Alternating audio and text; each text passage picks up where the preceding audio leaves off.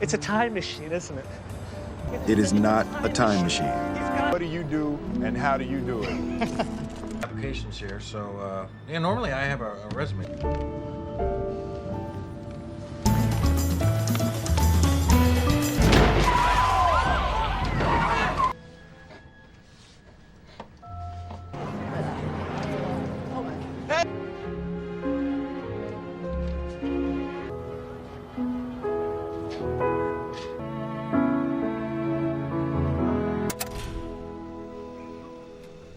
Oh, I'm sorry, it wasn't.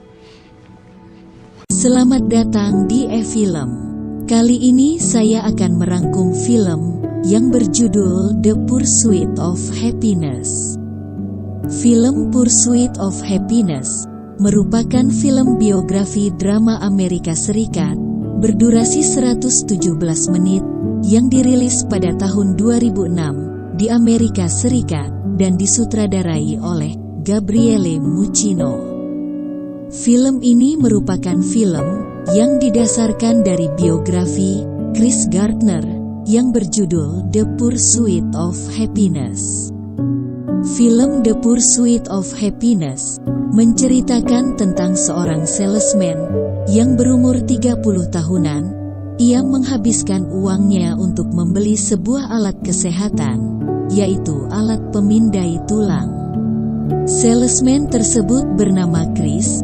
Ia tinggal di sebuah apartemen bersama istri dan anaknya, yaitu Linda dan Christopher.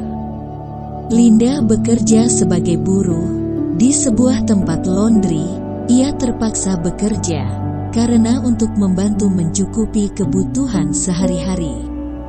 Kemudian pemeran utama, yaitu Chris, mengalami banyak masalah di hidupnya, di antaranya masalah finansial, hingga ia berkali-kali diusir dari tempat tinggalnya, dan lain sebagainya. Berlatar belakang di San Francisco, pada tahun 1981, menampilkan seorang pria bernama Chris. Seperti biasa, sebelum Chris menawarkan dagangannya ke rumah sakit atau ke dokter, ia selalu menitipkan anaknya ke tempat penitipan anak. Karena Chris dan Linda sibuk bekerja sehingga mereka tidak bisa menemani Christopher bermain. Chris adalah seorang salesman penjual alat kesehatan berupa pemindai tulang. Namun baginya, alat tersebut merupakan alat untuk menyambung hidup. Alat tersebut mampu menghasilkan gambar yang lebih bagus daripada alat X-ray untuk memindai tulang. Chris harus menjual alat tersebut sebanyak 2 unit dalam sebulan untuk membayar sewa apartemen dan mencukupi kebutuhan sehari-harinya. Namun ia harus menambah penjualan satu lagi untuk membayar denda parkir, karena ia parkir sembarangan saat akan menawarkan alat itu di rumah sakit. Sayangnya, belakangan ini Chris sedang mengalami kesulitan untuk menjual alat kesehatan tersebut.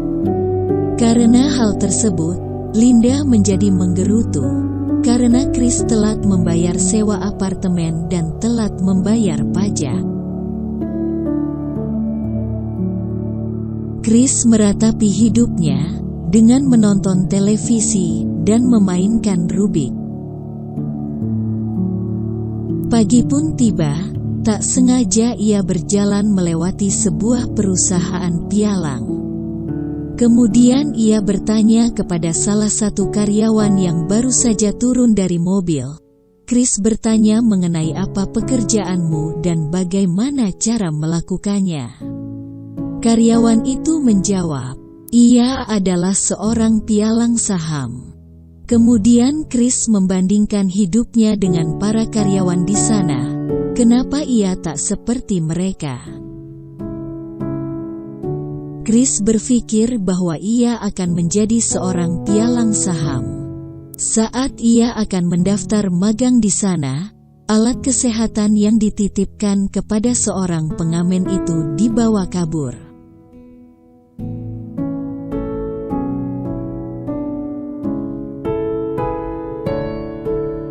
Chris bertemu dengan Tuan Tistel dan ia pun menyerahkan formulir pendaftarannya. Namun Tuan Tistel tidak punya waktu banyak, sehingga Chris tidak dapat berbincang banyak dengannya. Tak disangka ia melihat pengamen yang membawa kabur dagangannya itu. Seketika Chris pun mengejar dan mendapatkannya kembali. Dengan kecerdikannya, Chris diizinkan satu taksi dengan Tuan Tistel. Ia membuat kagum Tuan Tistel karena Chris dapat menyelesaikan puzzle Rubik yang begitu rumit menurutnya. Saat sampai di tempat tujuan, Chris tak memiliki uang untuk membayar taksi, sehingga ia kabur dan tidak membayarnya.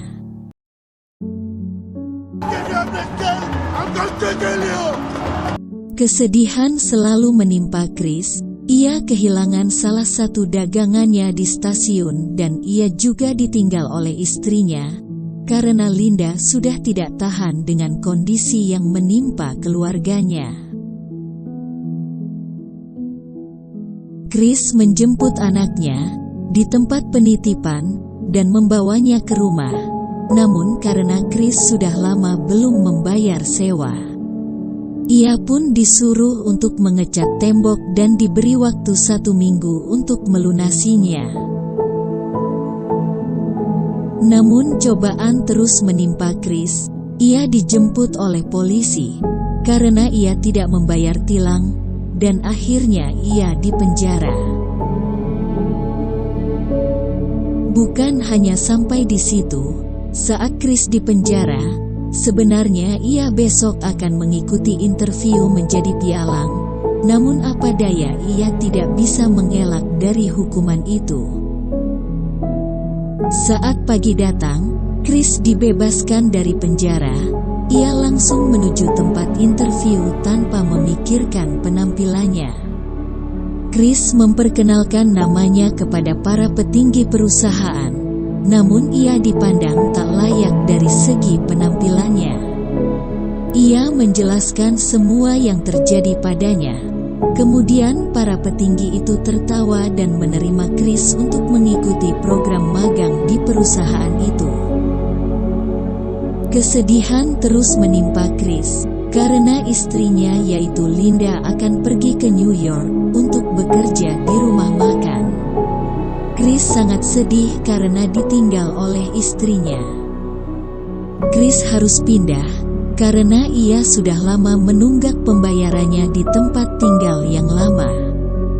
Walaupun Chris selalu dilanda kesedihan, ia tetap tersenyum di depan anaknya. Dan ia pun mengajak Christopher untuk bermain basket bersamanya.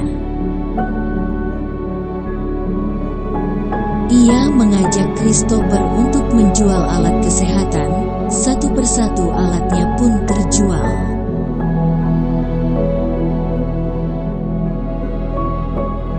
Dengan semangat, Chris mengikuti hari pertama pelatihan magangnya. Karena dari sekian banyak orang yang mengikuti magang, hanya ada 1 orang yang akan diterima di perusahaan itu. Namun keseriusan Chris dianggap remeh oleh para karyawan di sana. Chris sesekali hanya disuruh untuk mengambilkan kopi. Hari demi hari, dilewati Chris di tempat magang itu, hingga pada waktu Chris akan menemui klien baru. Ia disuruh untuk memarkirkan mobil. Ia pun batal bertemu kliennya itu. Chris adalah orang yang banyak akal. Ia mendatangi rumah kliennya itu, dan ia pun diajak untuk menonton pertandingan baseball bersamanya. Saat sedang menonton pertandingan baseball, Chris pun menjelaskan kepada Mr. Robin tentang keinginannya untuk mengelola keuangan dari Mr. Namun Mr. Robin belum tertarik dengan tawaran dari Chris. Ia mengatakan akan menggunakan jasa dari Chris di lain waktu. Chris selalu mempelajari buku yang diberikan sewaktu ia magang. Ia mempelajari setiap detail dari buku itu. karena ia akan mengikuti tes untuk masuk ke perusahaan yang menjadi tempat magangnya itu. Chris semakin kesulitan dalam hal keuangannya, di mana ia selalu ditagih oleh pemilik motel, dan uang yang ada di bank tiba-tiba dipotong untuk membayar pajak. Saat Chris sedang berada di taman, ia melihat alat kesehatan yang telah lama hilang. Ia pun mengambil alat itu dari orang gila. Seperti biasa, Chris mengalami kesulitan saat akan menjual alat tersebut, hingga pada suatu waktu ada seorang dokter yang mau membeli. Namun alat tersebut tidak berfungsi dengan baik, sehingga Chris harus memperbaikinya terlebih dahulu. Malam pun tiba, Chris pulang ke motelnya untuk beristirahat. Namun apa daya, barang-barangnya sudah diletakkan di luar, yang menandakan Chris dan anaknya telah diusir dari motel tersebut. Akhirnya Chris dan anaknya terlantar di stasiun. Ia menghibur Christopher dengan mengatakan bahwa alat tersebut adalah mesin waktu. Ia bercanda dengan anaknya, seakan tidak ada beban hidup yang sangat berat di pundaknya. Akhirnya Chris dan Christopher tidur di dalam toilet. Chris sangat sedih dengan apa yang terjadi dengan hidupnya itu. Hari-hari berikutnya, Chris dan anaknya tidur di tempat penampungan gelandangan. Chris tetap dengan semangat menjalani magangnya itu, hingga tibalah pada waktu ujian. Chris mengerjakan soal dengan penuh semangat dan teliti.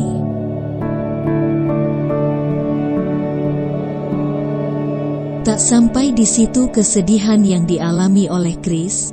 Ia harus menjual darahnya untuk makan dengan anaknya. Setiap malam Chris mempelajari buku itu, sembari memperbaiki alat kesehatan terakhirnya.